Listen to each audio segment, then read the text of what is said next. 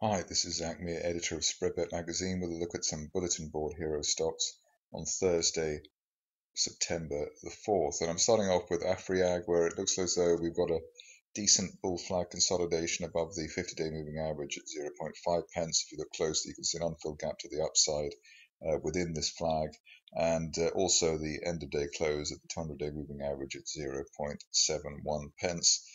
This should be enough to take the shares up for a new leg to the upside. The favoured destination at this point is the top of a falling one-year trend channel at 1.25 pence, offering decent upside from current levels.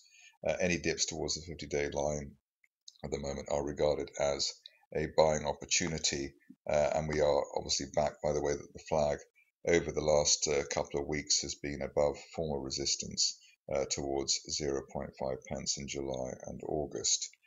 Next up is a stock where I've been accused of having my foot on its throat and keeping the shares down. I'm not quite sure how I've done that, but the situation at the moment is that it looks like we've had a decent reversal to the upside for Wednesday's session.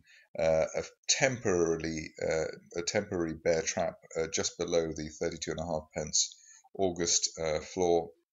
The low yesterday was 32 and a quarter.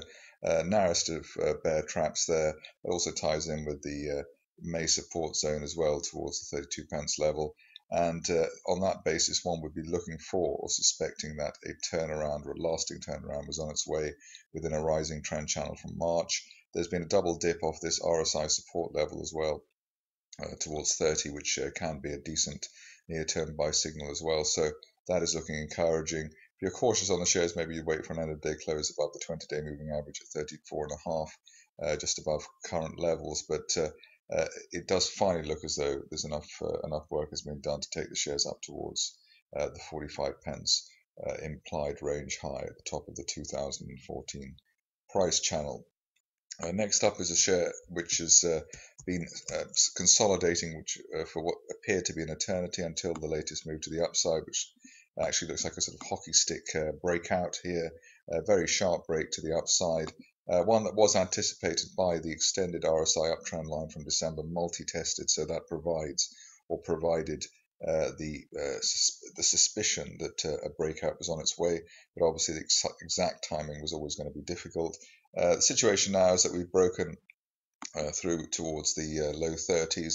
We've even broken last August resistance at 32 pence, and the view now is that the longer we can stay above that old resistance from 2013, the greater the chance of even further gains towards the top of a broadening April 2013 triangle as high as 40 pence or more over the next 2 to 4 weeks.